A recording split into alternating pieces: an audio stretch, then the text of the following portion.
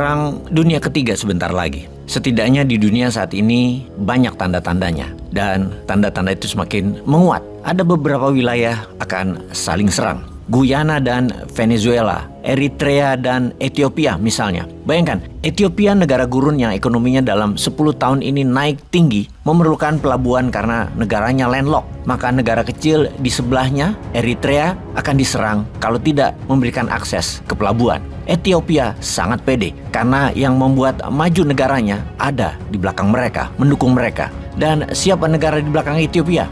Israel. Gurun di Ethiopia diubah jadi perkebunan yang menghasilkan pangan melimpah bagi Ethiopia. Teknologi nutrisi tanaman Israel, mikronutrien atau pupuk mikromajemuk cair adalah solusinya. Kemudian militer Israel saat ini juga hadir di sana. Sebuah skenario yang membuat orang awam di dunia ini selalu terkaget-kaget untuk mengetahui ada apa di balik semua ini. Kita detailkan Ethiopia, Israel, dan Eritrea di lain kesempatan. Sekarang kita menjelaskan lebih dalam lagi tentang keamanan dunia yang semakin rapuh. Dunia sedang tidak baik-baik saja. Sejak tahun 2018, geopolitik dunia bergeser, geoekonomi dunia bergeser. Kemudian pandemi di tahun 2020 menggeser banyak hal, menghilangkan banyak hal dan menggantinya dengan yang baru. Kemudian di tahun 2022 Februari, Eropa dilanda perang di Ukraina, NATO versus Rusia. Kemudian 7 Oktober 2023 Hamas menyerang Israel dan Israel menyerang Gaza sekarang. World at War di berbagai tempat dan perang tersebut perang multi country di belakangnya. Ada banyak negara terlibat, sekutu masing-masing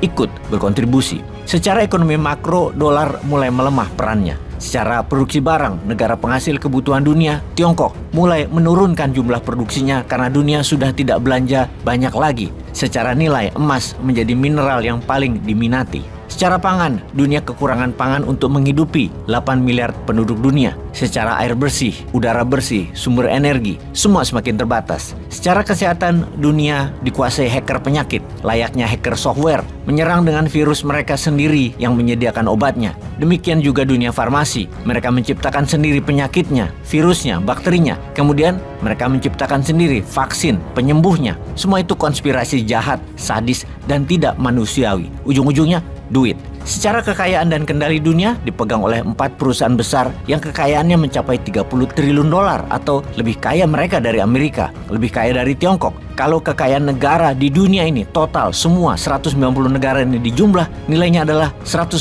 triliun dolar. Mereka swasta memiliki kekayaan hampir 40%-nya dari kekayaan negara-negara tersebut kalau dijumlahkan. Perusahaan apa itu? Vanguard, BlackRock, Fidelity, dan State Street. Sebentar, bukannya keempat perusahaan itu dimiliki orang Yahudi ya? Atau ada darah Yahudinya mereka? Coba kita perdalam lebih rinci lagi tentang Yahudi bagaimana. Pertanyaannya begini, mengapa banyak orang Yahudi yang bilioner atau orang kaya? Mengapa dari 400 bilioner di dunia, 159 adalah orang Yahudi atau hampir 40% bilioner dunia? Mereka padahal populasinya Yahudi itu hanya 0,30% penduduk dunia. Mau coba kita rincikan, siapa saja Yahudi di daftar bilioner dunia? Larry Ellison, pemilik Oracle, kekayaannya hampir 150 billion dolar. Sergey Brin, co-foundernya Google, dengan kekayaan 106 billion dolar. Michael Bloomberg, raja media, nilainya 96 billion dolar. Daftar panjang itu masih berlanjut seperti Mark Zuckerberg, Larry Page, Steve Ballmer, dan seterusnya. Kita ke Rusia sekarang. Bilioner Rusia keturunan Yahudi ada 10 orang seperti Lev Levian dan juga pemilik Chelsea Football Club, Roman Abramovich misalnya. Mereka adalah keturunan Yahudi, bahkan pemegang paspor ganda kewarganegaraan Israel juga. Di mana kita tahu Amerika dan Rusia perang proksi di mana-mana. Namun orang terkaya di dua negara tersebut keturunan Yahudi. Belum lagi kekayaan keluarga Yahudi seperti Rothschild, Adelson family, Eyal Offer family, Wertheimer family, Azrieli family yang menguasai Asia, Eropa, dan Amerika. Dengan kalau ditotal, dijumlah kekayaan mereka juga mencapai 30 triliun dolar. Kalau kita coba boikot produk mereka, maka seseorang itu yang memboikot bisa telanjang, gak punya uang di dompet karena dunia keuangan, pangan, distribusi, pergudangan, oil and gas, energi terbarukan, chips, IT, telekomunikasi, sosial media, ya semua jaringan mereka. Apakah Yahudi itu kaya karena kebetulan atau ada sesuatu yang mereka miliki yang kebanyakan manusia tidak miliki atau tidak ketahui?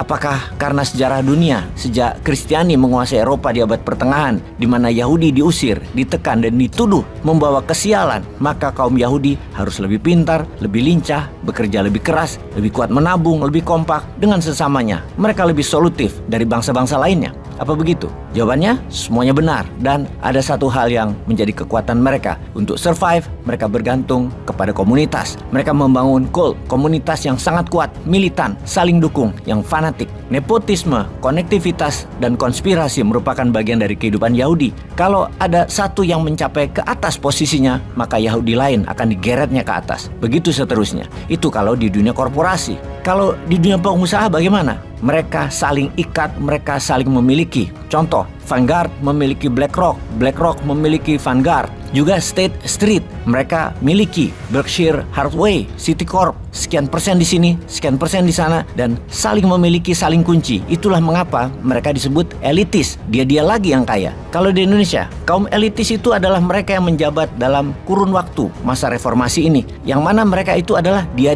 lagi dalam 20 tahun politikan Indonesia. Politik elitis terlihat saling kunci-kuncian di atas sana. Sayangnya kita di bawah ini cakar-cakaran. Mereka di atas sana bagi-bagi, peluk-peluk, ketawa-ketawa. Kita di bawah nangis-nangis, saling hujat, saling benci sampai 5 tahun ke depan.